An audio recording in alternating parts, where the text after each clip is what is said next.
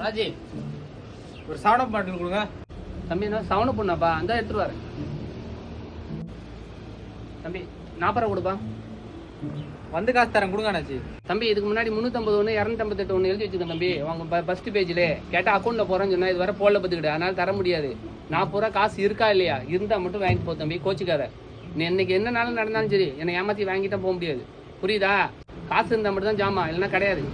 இப்போ தர முடியுமா என்ன அண்ணாச்சி? தம்பி நான் சொல்கிறேன்னு கோச்சிக்காத. 40 ரூபா காசு இருந்தால் மட்டும்தான் அந்த சவனப் போவோம் கைக்கு வரும், இல்லைன்னா இங்கேயே தான் இருக்கும், புரியுதா? தரீங்களா இல்லைக்கா? அப்புறம் நான் வியாபாரமே பண்ண விட மாட்டேன், பிரச்சனை வளர்த்துட்டு போயிடுவோம் கடையில். ஏன்னா உன்னால 6 மணி வந்தாலும் சொல்லியா இருக்கு, எப்போ பார்த்தாலும் 250 350 வச்சுட்டா என்ன போட்டா வச்சிருக்கேன். இந்த பிடிடா, இதே வேலையா போச்சு உனக்கு.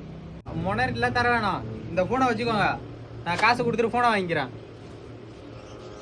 ஏண்டா நாங்கள் சேட்டு கடையாட வச்சிருக்கேன் அடகு பண்ணுறதுக்கு, இதே வேலையா போச்சு. எவனா ஒருத்தன் 6 மணிக்கு மேலே தொல்லை கொடுத்துட்றான். தம்பி 40 ரூபா காசு வைக்காம அந்த சோனப் பாட்டில் கொடுத்துட்டு அதை வந்து அதுக்கு பதில் செல்லை வாங்கி வச்சுக்கிட்டேன். ஏன்பா அதை 40 ரூபா வந்து கொடுக்க மாட்டோமா நாங்கள்? அவ்வளோ நம்பிக்கை இல்லையா? இந்தாப்பா காசு, செல்லை கொடுப்பா.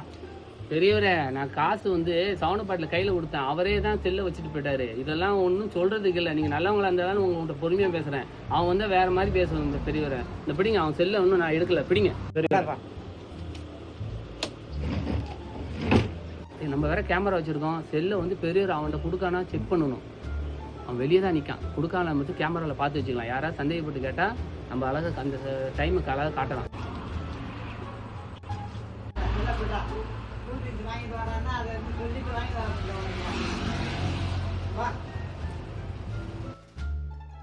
கேமரா கரெக்டாக பார்த்தாச்சு, டைம் பார்த்தாச்சு, கரெக்டாக அவன்கிட்ட தான் போயிடுச்சு. எதையாவது செல்லு தான் வந்தான், அவன் செத்தான் என் கையில். ராஜி இந்தாங்க 40 ரூபா, ஃபோனை கொடுங்க. தம்பி ஏன் 40 ரூபா? அவங்க மாமா தான் கரெக்டாக கொடுத்துட்டாருப்பா. அவங்க மாமாட்ட காசு 40 ரூபா கொடுத்தாரு, நீ கேட்டான்னு சொல்லி செல்லையும் கொடுத்தாச்சு. இப்போ எதுக்குப்பா செல்லு கேட்குற? மாமா கதையெல்லாம் நான் கேட்கல, ஃபோனை கொடுங்க. ஃபோனை வச்சுட்டு போன பாருங்க, ஃபோனை கொடுங்க. டேய் உங்க மாமா வாங்கிட்டு போயிட்டாரா? குடிகார மாதிரியா பேசாதரா? எப்போ மாதிரி குடிச்சிட்டு வந்து பிரச்சனை பண்றேன். அப்படிலாம் எடுத்து காசு கையில் எடுத்து காமிடா. அதெல்லாம் நடக்கிறதே வேற. முன்னாடி கோவத்தில் இருக்கேன், மறையா ஓடி போயிரு. 6 மணி வந்து ஏதாவது சண்டை வந்துடுது, மறையா எடுத்து காமிடா.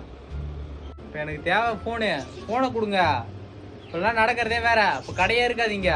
இப்போ என்ன உனக்கு கொடுத்த செல்லு வேணும், அவ்வளோதானே? உன்னை